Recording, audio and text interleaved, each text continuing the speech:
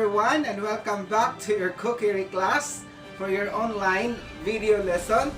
I'm your teacher, Mr. Malang Bernabe, your TVL trainer and TESDA assessor. So for today's video lesson class, we were going to talk the part 2 of our kitchen tools and equipments. So previous video, I have already presented to you the different kinds of tools that is found on the kitchen laboratory in your school or in your kitchen. So for today, we were going to continue the different kinds of kitchen equipment. So different kinds of kitchen equipment class started with the burners. Burner class is usually used for boiling, for cooking your dishes, and steaming. Burners have different sizes. We have this single size, single burner, or double burner. Sometimes this is often operated with LPG or liquefying petroleum gas, and sometimes this could be operated through electronic or through electricity. So, burners. The next equipment class that we had is the so-called cooking ranges. Cooking ranges class is the most versatile equipment operated with either LPG or electricity. So the name itself implies that it can perform a range of functions, so such as cooking, frying, boiling, and grilling, and even baking. It comes with the two basic versions. We have the so-called the restaurant range, and we have the heavy duty range. So the difference of the two is restaurant range class less expensive, good for less food volume, and it is island stone. While heavy duty range are very expensive, suits for a large volume of food production, and can be banked with other ranges using battery. So this is good in big huge production of food in manufacturer or big hotels and restaurants. So that is the two types of cooking ranges, the restaurant range and the heavy duty range. The next kitchen equipment class is the so-called oven. So ovens, they are used for cooking, for baking, roasting, or browning. They operate either on LPG or through electricity. There are various oven models such as rack with the option of rotating or steady racks. We have the back and tunnel depicting their shape and working style. So we have the different kinds of oven available depending on your use and depending on your style. So for oven style, we have the so-called rack oven, and we have the deck oven, and we have the tunnel oven. So they have different styles and different uses. Next on the kitchen equipment, we have the so-called griddles. Griddle class, they are flat plates made of iron, stainless steel, or aluminum, which transfer heat to the food. Griddles are prone to heat loss when the plate is partially unused. So sometimes this griddle is used for grilling, and sometimes laying patties or cooking patties for burgers. So they have different sizes. They have small and they have big or wide range of the plate, hot plate that is being used depending on the establishment needs. Next, we have the so-called vegetable cutters or choppers. So from the word itself, vegetable cutters or chopper, this can be operated through electronic or electricity. The cutters or chopper class are used for cutting or dicing, shredding, and slicing vegetable in various shapes and sizes. So they are also used to cut bread into small pieces for puddings and soups. The handheld cutters are used for cutting fruits, salad, and for presentations. So cutters are made of either plastic or stainless steel. Some cutters come with a single or multiple wheels with zigzag or a plain edge. This is very useful to our kitchen, especially if you're running out of time, you get in hurry, so you have to do fast. With the help of this machine, it makes your work easier. So that is vegetable cutters or choppers. The next equipment class, we have the so-called mixer. So mixers class, they are overhead motor vertical mixer is most commonly used in commercial food productions. So the units or the mixers are used for mixing or blending. They are broadly two types of mixer, table mounted and floor mounted. So this is good for volume of mixing batter mixtures like preparing breads or preparing huge or numerous number of orders for cake. So the best kitchen equipment that we're gonna use is the mixers. So the overhead, we have the table mounted and the floor mounted. So that means pwede siya sa table, pwede din siya sa floor. So that is mixer. The next cooking equipment that we have here, class, is the so-called cookers and steamers. So commercial cookers and steamers are largely operate on electricity for cooking rice, lentils, and other vegetables. So this meat also can be used for this cooking, especially if you're going to blanch or you're going to simmer your meat. You can use these cookers and steamers. Steamers, of course, is used for steamed food like siupaw and siumai. Next, we have this kitchen equipment called fryer or fryer compartment. So some food items are prepared by immersing them into a heated oil in a fryer.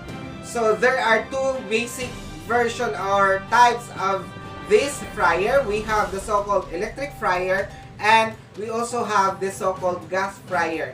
So from the types itself, you can identify that this electric fryer can operate through electricity, and while this gas fryer can be operated through LPG.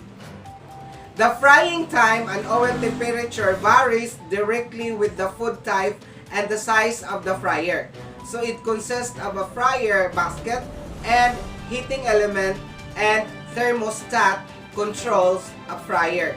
So sometimes a big fryer is being used in big establishment in the market. So they are used to it because it has timer, it has thermostat or control knob. You can set the timers, how many minutes are the chicken or the food is being cooked. You can set on that and you can leave it while working to other department. So that is the use of fryer. Next kitchen equipment is the so-called juicer. So from the word juicer, it extracts juices. So juicer extract juices and pulps from the fruit and vegetable. The operation is on electricity and the speed up the juices production process. The fruits are added into the juicer. From the top, it separates the juice and leftover peels and unused fibers from the fruit. It is very useful in preparing juices and pulps for the breakfast, for the meals, as appetizer, and using them in a cocktail or mocktail and smoothies. So that is juicer. Next, we have here the kitchen equipment called dishwasher or electric dishwasher. So dishwasher class can wash multiple dishes and bowls simultaneously. So it is an automatic machine but needs human interaction for loading used dishes into dish racks and unloading clean dishes after wash cycle. It eliminates a great effort required for a traditional dishwashing. There are two basic types of dishwasher. We have the door type and we have the under counter type. So for a door type, it is a large machine. It can be cleaned from 50 to 125 dish racks depending upon the size of the machines. And for under counter type, it is a smaller and it fit under the kitchen platform. That's why it is called under counter, because it's very small and can be fit under the table in the kitchen. So that is dishwasher. We have the so-called glass washer. So glass washer class, it washes and dries almost 2,000 glasses per hour. There are two types of glass washers, rotary and pass-through. They are mostly used at the bars for washing glasses. Next, we have the so-called this warmer. So this warmer class, it can dry as many as 1,800 dishes an hour, and it eliminates the possibility of contaminations caused by conventional drying method. It conducts speedy washing of dishes. It also keeps the microorganic particles depositing at bay for long time. So, dish warmer. Next class, we have the so-called Bain-maries. So, Bain-maries class is a type of food warmer that is long, depending on the size of the establishment. Then, it is used with boiling waters that keep the food warm through the evaporation of the heat. So, Bain-maries class usually seen in kitchen laboratory of the cookery, of course. And Bain-maries class can be seen in a big establishment like inside the mall. So their food is being heated through warmers with boiling waters or warm waters. So the purpose of this is to make the food keep heated. So that is Bain-maries. Next, for kitchen equipment class, we have the so-called freezer. So freezer can be used for storing meats after the operation. So stored frozen items like leftover after the operation of your restaurants. So freezer. So sometimes typically freezer class is used to store more meats like fish and red meats or white meat. This is the best equipment suited for freezing item. And the next one is the so-called chiller. So chiller is sometimes in a refrigerator.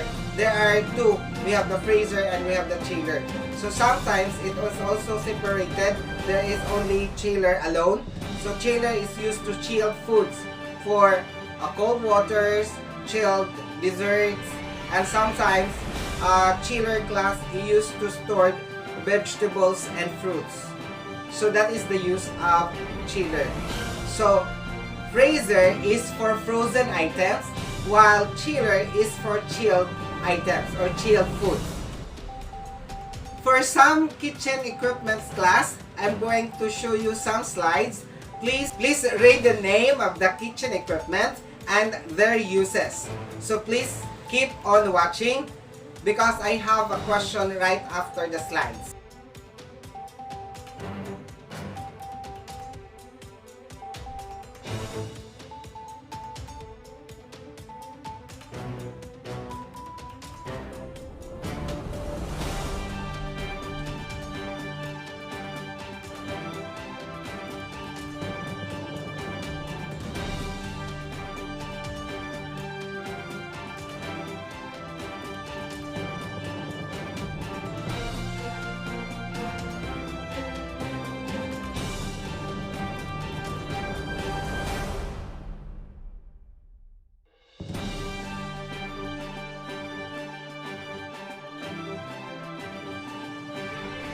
So thank you very much for watching.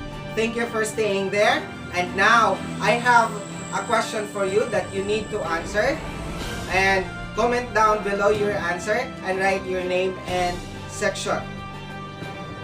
So what is the best equipment used for storing meats? That's number 1. Number 2, what kitchen equipment best used storing vegetables and fruits? And sometimes this is the best storing for cold waters and cold desserts. So after answering the 2 question, class, please comment your answer down below and put your name and section for me to record your scores. So that's it for today, class. Thank you for watching the second part of the video lesson titled Kitchen Tools and Equipments. I am very happy to be with you, to be with me also during my online class. And thank you very much for watching our video lesson. So this has been your teacher, Mr. Malang Bernabe, now signing off. Thank you for watching.